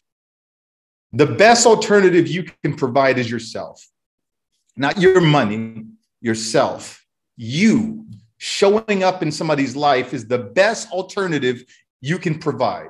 And when you show up, I want you to be thinking about one thing, figuring out what their why is. Because when a kid has a why, When a kid enjoys doing something, I enjoy martial arts. I'll tell you a quick story. My martial arts instructor, I grew up in boys' homes, group homes, juvenile detention. My mom died when I was 12 years old. I didn't have any family, anyone that wanted me. Why? Because I shot my stepfather. He used to beat me and my mom. I didn't kill him, thank God. But he used to beat the hell out of me and my mom. And so one day I got sick of it. He was beating my mom. I shot him. They took me from the house and they put me in a boys' camp for 2 years. After the boys' camp, well, while I was at the boys' camp, my mom died. After the boys' camp, I had nowhere to go. Why do I tell that story? Because I was in a boys' home, a group home for boys. And my martial arts instructor, Sensei Otto Johnson, 6'10", huge guy, 250 pounds, fast as lightning, bah! Right? He saved my life. He was one of the reasons why I ended up owning 3 martial arts schools, mentoring thousands of youth, why I opened up a martial arts mentoring program for at-risk youth. Him, one person that showed up and offered me something else. Offered me, what are you offering? Offered me an alternative to running the streets, to hanging out with my friends that weren't doing anything for themselves, to selling drugs. He offered me an alternative, and I happened to be great at it. Not good, great at it. It resonated with me. So there it went. Pow! Martial arts and Dave. That's why I insist on people calling me Sensei Dave. I earned several black belts. I bled for them. I scrubbed floors for him. I taught thousands of people to have that title. But why? Because one person showed up in my life and just got involved and helped me explore myself in something that I was great at. And I'm telling you, when you, as an adult, show up for a young person and help him or her explore what they're great at, boy, I didn't want to run the streets anymore. I wanted to be in the dojo training. Martial arts saved my life. I could speak forever. I'm a professional speaker, so I won't speak forever, but I will wrap up with this. Look, as we said at the beginning, offer something. What are you offering? Of course, they're running the streets. Of course, they're robbing you. Of course. Why wouldn't they? You haven't given them an alternative, something else to see, something to be. There were plenty of people that came into my life, and you could be this, you could be, I don't want to be an astronaut. I don't care about space, right? I don't want to be this. I don't want to be that. Figure out what they're great at. Everyone has something. Everyone has something that they're going, wow, I like this. I'm interested in it. Figure out what they're great at. Show up, and boy, you're going to change some lives. Love you guys. Peace. Wow. Oh, Dave. Sensei Dave Armstrong. My goodness. That was incredible. You know, we've shared the screen a couple of times, and every time, you know, we come on screen together and we see your incredible, beautiful smile, and then your energy, like literally, bam! I think you're faster than me at the bam, so I need to work on my bam. But hey, that comes from a black belt. I ain't got no black belt, but I tell you what, you know what? Your message resonates so deeply with so many, and it doesn't take much, does it, to just show up. The world today needs role models to show up. Show up. Go on. Let me just interject real quick, Rich. And you know what? A lot of people, that's what I do. I mentor people that are mentoring young people, right? I help those people out. Let me tell you, you have it as an adult. You have it in you. You have it. There's so much self-doubt that we're just filled with in life in general. And a lot of mentors, a lot of adults go, well, me, what do I have to, you have a lot to offer. You have a lot to offer. So show up, just do it. I'm so grateful that you showed up today. I'm so grateful for all of our speakers today who showed up to share their message. because that's what it takes. It takes a few moments, a decision, instant, to say yes to an incredible invitation where young people around the world, boys, are saying yes to some poor decisions. And here we are helping support them. And with that, I would love to say once again, thank you, Sensei Dave Armstrong, for your incredible message. My and pleasure. To bring the amazing Assistant Commissioner of Police onto the scene, onto the stage. ACP Bode, please welcome. Please share your message with us today. Thank you for joining. Thank you very much. Well, I'm speaking from Lagos, Nigeria. Assistant Commissioner of Police, Bode Ojajuni. I'm going to speak on the role of law enforcement agencies in combating gang violence. Previous speakers have spoken on reasons why male child join gangs, especially violent gang, which we call gang war in Nigeria here. I will just mention a few points more because, like Dr. Balachanda have mentioned, and Dr. Yone, some of these boys joined this group for profit purpose. Some joined them for territorial control. I'm just trying to talk about the peculiarity here. Some join for territorial control. Some, they want to have influence. Some join as a rival group, while some join for protection. They want to feel protected. But we have to look at the role of law enforcement agencies. Actually, there is law all over the world. There is law, and every law has definition as regards a particular offense. So gang war or the gang boys will definitely have a definition. And the offenses that guided them have definitions. In Nigeria, I will give you examples of gang boys. Like Dr. Yone said, mentioned area boys. I am a police chief in Lagos, and the central Lagos, where we call Lagos Island, I am the police chief controlling this axis, this zone. And this zone comprises of young boys of 14, 18 to 25 to 30, thereabout, that majorly form the demography of these gang boys.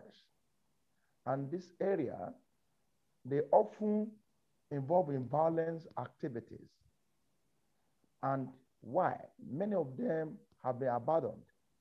They are on the streets. They have no parents, or they have no mentor, they have no guardian, they have no homes, they live under the bridge, they live in the open places. So they are vulnerable for recruitment into gangs, and they often involve in violence. We have responsibilities as law enforcement agent, that is the place where we are saddled with the responsibility of arresting these boys when they commit this crime, when they go gaga, when they have created the melee where we need to move in, make arrests, and we often prosecute them. Sooner or later, because of the law has a particular period for sanction, for punishment. For example, let us say 3 months. So they will serve 3 months in prison or in correctional homes or in remand home if they are juvenile or young persons, according to the law or their age. So after they come out of these correctional homes, from this rehabilitation homes. What comes after? What happens after that? It means they go back to the same group, to the same society, to the same way of life that led them into that prison, that led them to be arrested by the police and prosecuted. In Nigeria, we have a criminal justice system that involves the police. Police is actually the first stage in the criminal justice system. And after the police, which we make arrests, which we initiate the system, make arrest and prosecute. When you prosecute, it now goes to the second stage, which is the judiciary, the court. The court will now find them or remind them or send them to prison if they are above certain age of, let's say, 18 years, precisely. They can now go to prison, which is a correctional home, as we call it in Nigeria. From prison, from the judiciary, they move to the third stage, which is the correctional home, or we call the prison. When they go to the correctional home, what happens there is to rehabilitate them before they come back to the society. So those are the three stages: the place, the judiciary, that is the court, and the correctional homes, which is the prison service in Nigeria. So these are the steps we take. However, in Nigeria, what we do is, after putting in place intelligence to make sure that we prevent them, identify these boys, these gang groups, we identify them, we profile them, and first and foremost, make sure they don't commit this crime. They don't commit these violence acts. If they have committed it, we go after them, arrest them, we prosecute them, we jail them, or whichever way. Now, after doing all this, and the thing is becoming recurring, recycling, then the place in Nigeria, we have what we call community policing. Community policing, which is the federal government policy on partnership of the police and the community, the stakeholders. We do partner. So the police in Nigeria has gone beyond the practical arrest and whatever, and prosecution. Rather, we have moved beyond this hook them and arrest them mentality, this approach.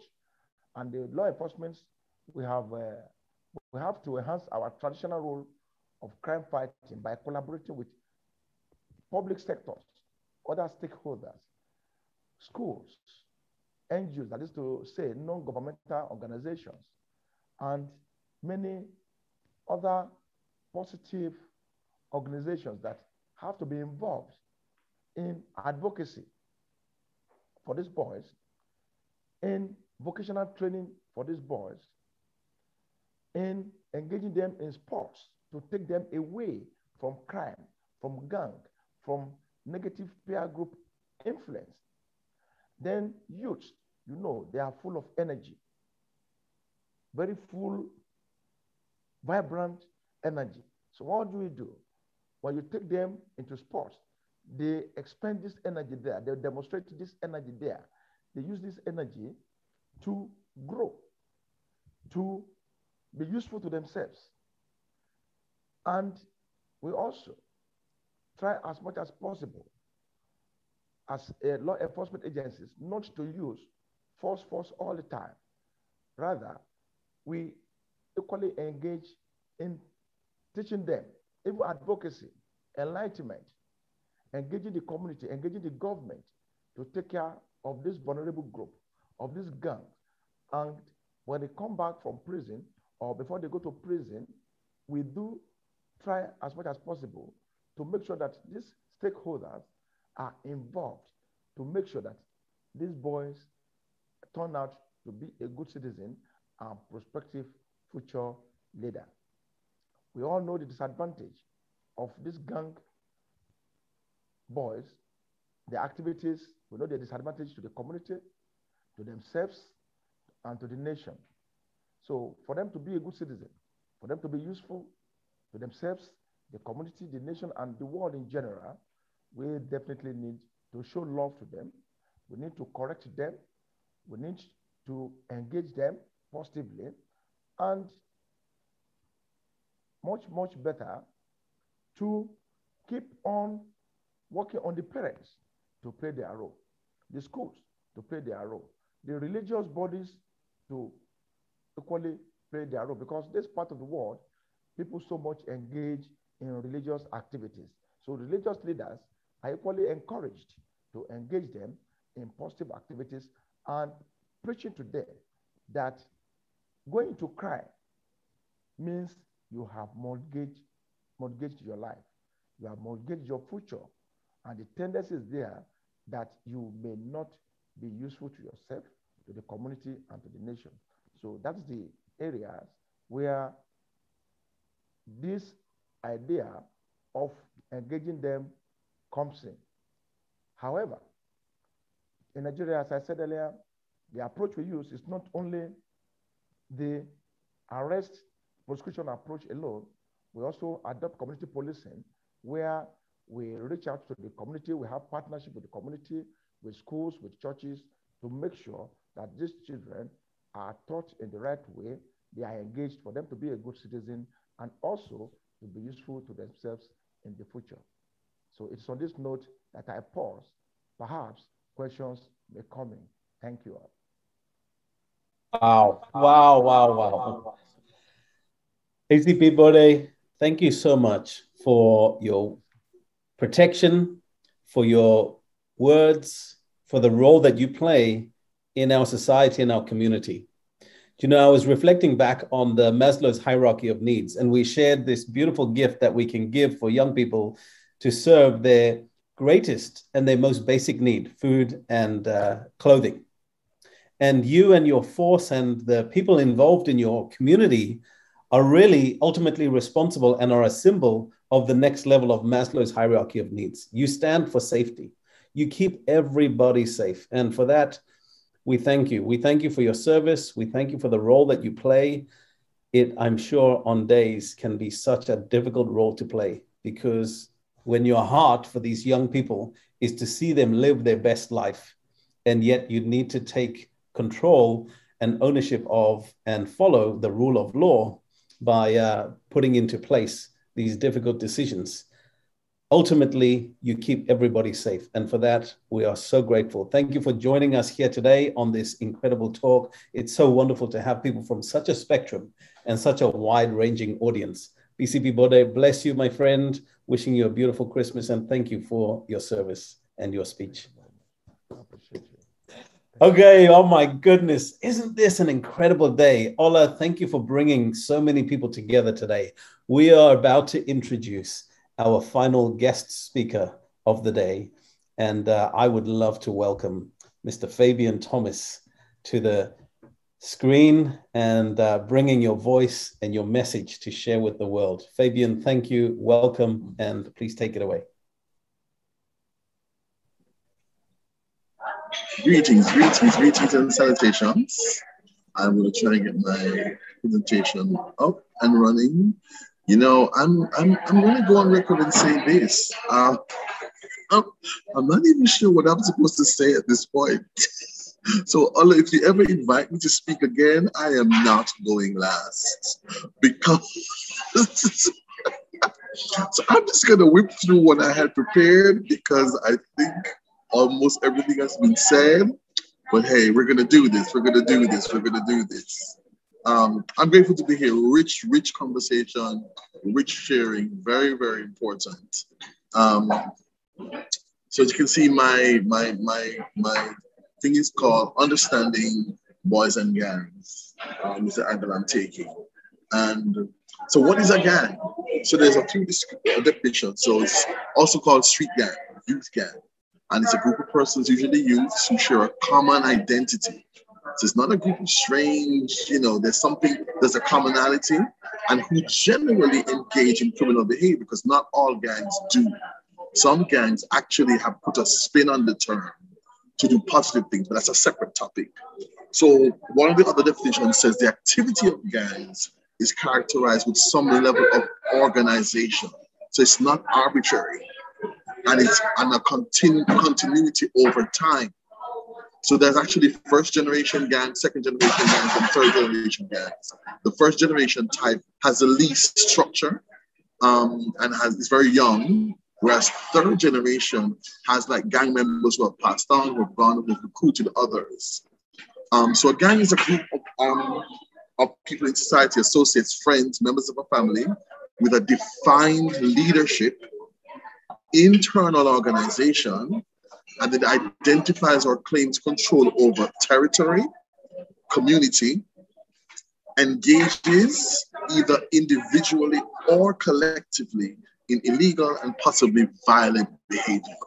So there's some level of intimidation or crime involved in gangs. So guess what? Gangs aren't new.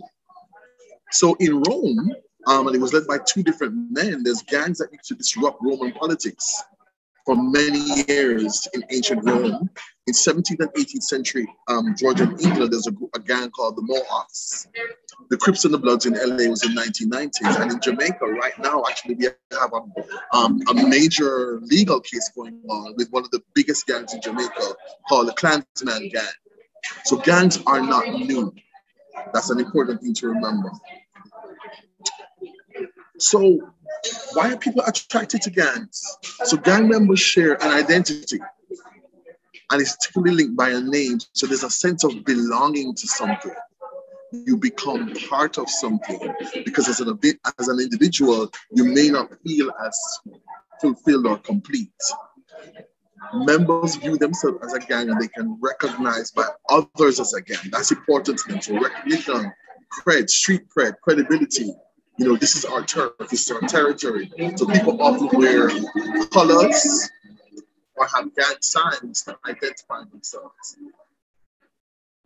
Groups tend to have some level of permanence and a degree of organization. So there's a structure, a hierarchy of power and leadership that usually you don't mess with because there's consequences. And depending on the maturity of the group or the focus of the group, there's some level of elevated criminal activity. So it might be drugs. You know, how a lot of young people get caught into drugs is they become pick up or drop off people. So you start minor, you start small, then when you prove yourself, you move up. In Jamaica, we found like some of the more vicious gangs, there's an initiation, and some of it is, so in Jamaica, a duppy is a ghost. And it's a term that you go make a duppy, which means you kill somebody. And so some of the gangs, they arbitrarily send out a young man to just kill somebody and come back with the proof. Sometimes they were videotaping this, and that's how you got in the gang. And some of this got really gruesome, like beheadings, a lot of bizarre stuff. And so that was now you must prove to yourself that you deserve an upper level membership and respect in the gang. And so there's an initiation for some gangs after you've been coached in a junior responsibility. So how do people join gangs? So it's what they call the push and pull theory. Some people are pulled into gangs because either there's a family member in there, an older brother, your uncle used to be in it. So there's an allure. You know about it, there's a history, there's an attractiveness to it, or you are pushed into it, you're forced into it. So in Jamaica, there's some community enforcers called dons who often just get young men to carry guns, and you're forced, you don't have a choice. So you're pushed into it. You know, nobody's asking you if you're interested. So a lot of young men tell you, unless they move out of that community completely, you can't say no to the don. You can't say no to the enforcer. Some people join gangs for protection. Some people, it's enjoyment. You know, I'm part of something larger than me and something that gives me power. Some people join gangs to make money, for security. So some people actually join for security and safety for themselves, but also sometimes their family. Because if people know you're in a gang that has street cred, they won't mess with your mother, your brother, or your sister. So for some people, it's a larger thing than them. My family will also get protected. Another reason, respect. You know, people had low self-esteem, felt ignored, felt overlooked. And so being in the gang gives them some level of respect. And then for some people, a gang is family, it's community, and it's belonging. You know, a lot of people who did not feel loved, didn't feel like they belonged anywhere, the gang said, come, we've got your back. We're your family now. We've got you. And so love, some people actually join the gang because it's the only love they know. And, love in inverted commas, but that's what they're feeling. And that's what, attracts them to the gang. So why are gangs attracting our boys? So boys are at higher risk if they already have what is described as delinquent or antisocial behavior, which puts them on the outside. People already see them in a certain way, sometimes have discarded them, see them as lost causes. If they're aggressive and violent, the same thing happens. People are either afraid of them or write them off. And so the gang jumps in and feels that leaders has come. All these things they're labeling and telling you are bad and wrong with you, we want them, bring them. People who have unstable home situations, so multiple caregivers transitions, and sometimes where there's aggression, violence, and a lack of care in those spaces. Children who have boys who have a lot of problems at school, whether it's academically, behavior, fitting in, being an outcast. Boys who already have some level of association with other youth who are in gangs, also being attracted by gangs, and people who live in communities where they don't feel safe. So you need a crew, you need a tribe, you need some kind of tactic to make you feel powerful, so you are more likely to join the gang. So some of the risk factors, and these have been touched on: poverty. If people see the gangs as a way of making money because we're living in poverty, and sometimes this is generational poverty. Unstable or abusive, dysfunctional family situation, so the gang becomes an escape. If people already feel socially excluded, I'm a pariah, I'm an outsider, being picked on and being overlooked. The powerful connection of poor education, which then leads to unemployment, which then leads to poor health, poor nutrition, substandard living, and feeling like you want a way out. Boom, a gang says, come. Not only do you get cred, not only do you get protection, not only do you get a family, but you'll make money. That's attractive to somebody who's in that situation. So in terms of combating or dealing with the toll of gangs on society, I think we have to connect the dots. So unmet needs have to be met.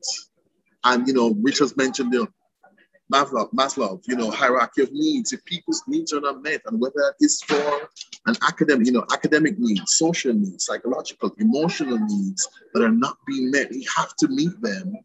The JCF, the Jamaica Constabulary Force in Jamaica, did a report showing a link between the majority of youth or young offenders who are inmates now. What do they have in common?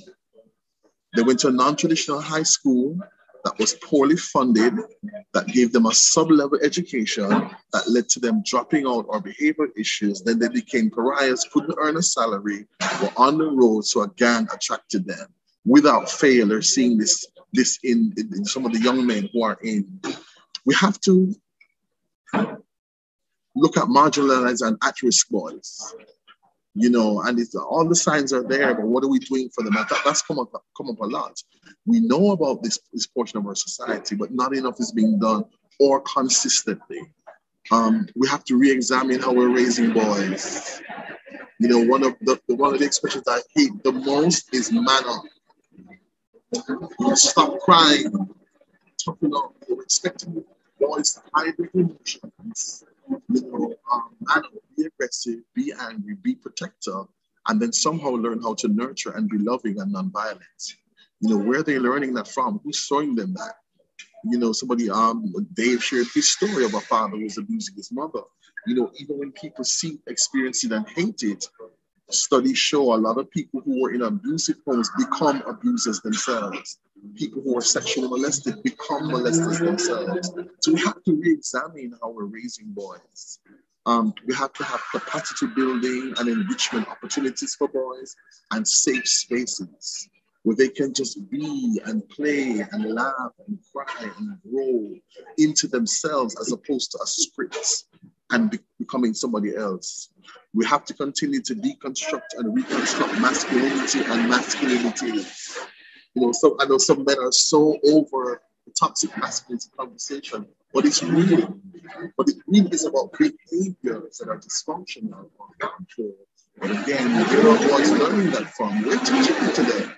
Society, they're not making it up. They're seeing it around them. In Jamaica, we have to tackle things like systemic corruption, whether it's political or in society, that gets overlooked. So people get slapped on the wrist if you're at a certain level, but you're saying to this young man, oh, be honest, don't steal. When they're seeing corruption all around them, we have to shift that culture, so there's a level playing field. And then I have here the village. We have to go back to the idea of the village raising the child. That even though it's not your child, that there's respect for people, people care and love and nurture boys. And at the end I have, we have to love. I'm going to say that again, we have to love. So many young people tell young boys that they don't feel love. Nobody tells me they love me. Nobody knows me. They need to be nurtured, mentored, be coached and supported.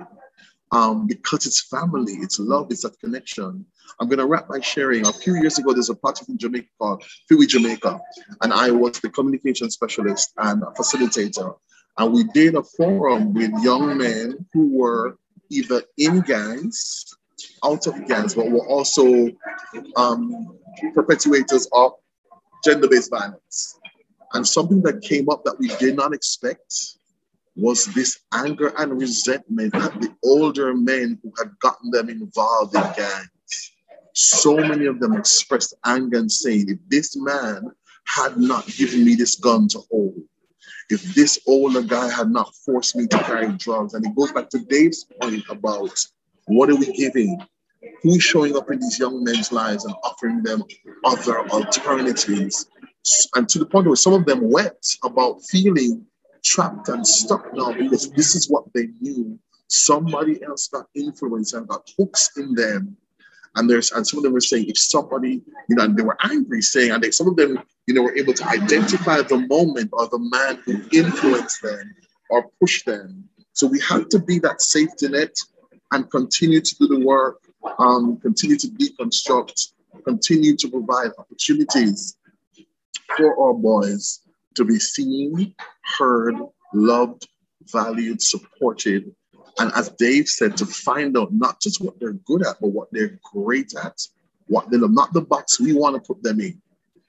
Every family wants a doctor and a lawyer. There's so many of those people, but the world, the possibilities are endless. So what is this young man or boy?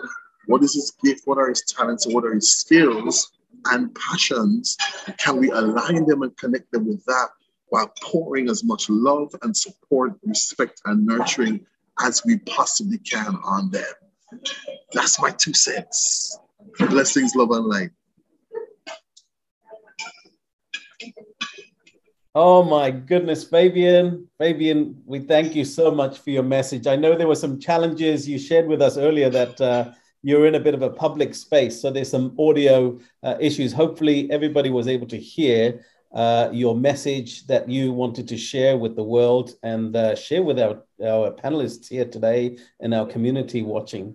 And we just want to thank you so much for what you bring to your community, but to the global community. My goodness, the messages here today, Ola, haven't they been absolutely incredible? Now, Ola, I do want to bring you in to share your thoughts and a summary, but I also have a special guest.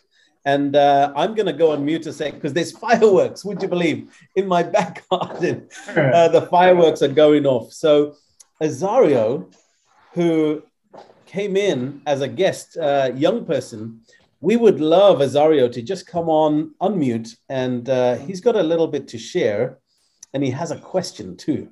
So Azario, I would love to bring you in and ask, what's your question and what would you like to share?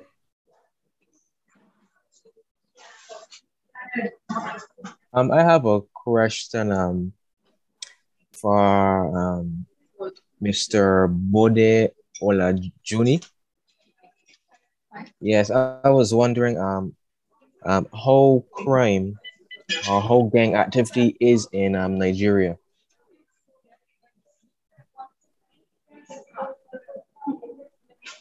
That question, Azaria, was for Mr. Bode Olajuni. So I'm going to bring Bode on and add a spotlight. Bode, did you get the question from Azario? Oh, you're on mute, Bode. I'll ask you to unmute a second. Okay, let him come with the question. I was wondering how gang activity is in Nigeria.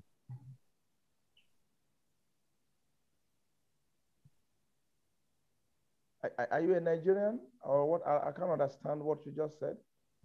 No, I was wondering how gang activity is in how is it like in Nigeria? So Bode, Azario is actually in Barbados right now, and he's at school in Barbados. So I imagine in his world, how gangs look. Why don't, Azario, you just share what the view of gangs in Barbados is, so Bode can kind of share the contrast and the perspective from you. Okay, I think that is better. But I think, can I go ahead? Yes. Yeah. Yeah, I think I can understand what he's saying. The gang in Nigeria is more of a group. They are more than three.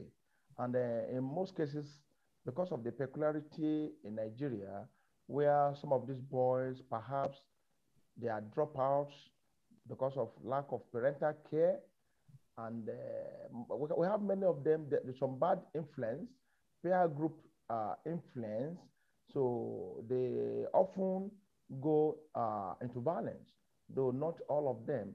For example, there is a group we call 1 Million Boys in Lagos, Nigeria. There's another group we call Awawa Group in Lagos, Nigeria. And there is a town in Ondo State, Nigeria called Igbotako. We have Ojota Boys. These boys at Igbotako in Ondo State, they form themselves into gang, and at times they unleash violence. However, security agencies, especially the police, rain on them, and they have put a stop to that. But the community was equally engaged, and they were able to call them to order. They were able to task their parents to call their children to order, and some social groups like BMAN in particular, Mr. Ola, I remember, came in and was able to engage some of these youths in some meaningful vocation. And today, some of them are now good citizens, and they are useful to the community. And I have to use this opportunity to thank Mr. Ola, the coordinator, CEO of BMAN. So we have to thank you for that. And he's still doing that wonderfully well for our people, both in Ondo State and in Lagos. So gang boys in Nigeria is not all that different from what is happening all over the world. They are of the same specification as mentioned by the professor from India, as mentioned by Dr. Yone. They are all the same. And when you look at the causes, the reasons where they joined the gang is universal, and the mode of operation is equally universal. Approaches adopted by security agencies are universal. So what is happening in Barbados, what is happening in Nigeria is not all that different. Thank you. Thank you. Azario, how was that? It was very good. It was very good.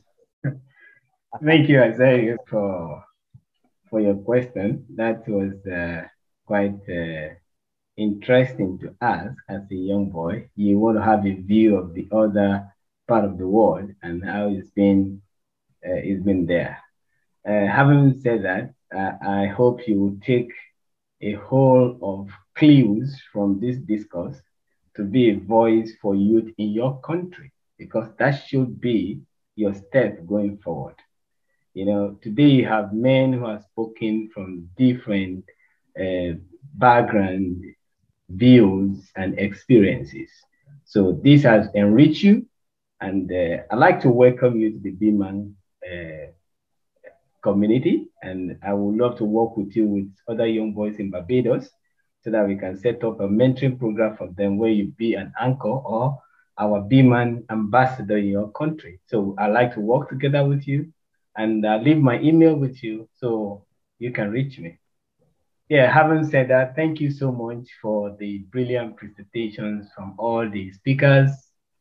There's a whole lot to talk away. Everyone has spoken in-depthly, and I see this as the beginning of great steps to curbing gang operations and gang recruitment. Our boys need to be mentored. I often say this, Mr. Rich, my brother Fabian and Dr. Visin and ACP Bode. If you look at the world globally, we'll find out that majority of leaders are men.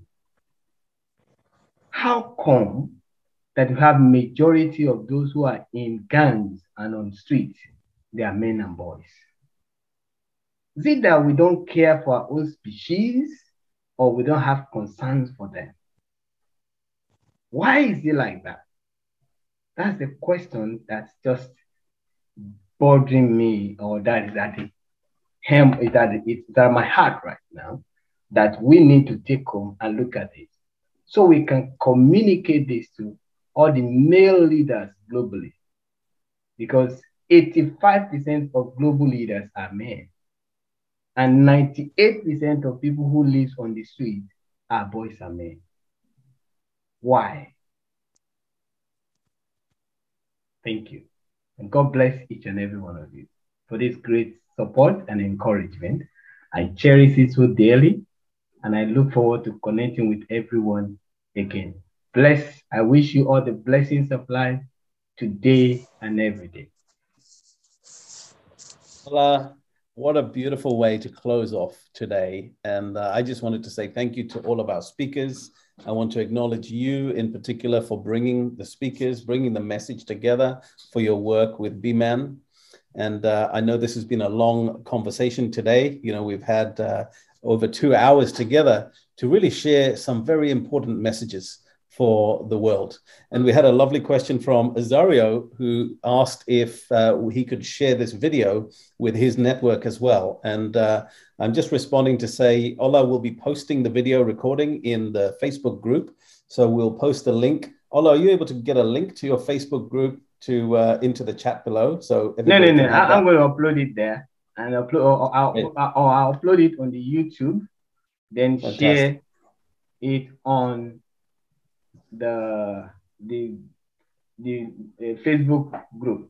And I posted the link to the Facebook group. Everybody feel free to join the Facebook group. There is a link in the group as well to the charity and the support Ola is doing. Just want to thank you all once again for your incredible time, your commitment to young people, to serving young people, and to being that village that raises the next generation. You know, a lot of people today are talking about the rise of the robots. You probably heard that, right? Automation, artificial intelligence.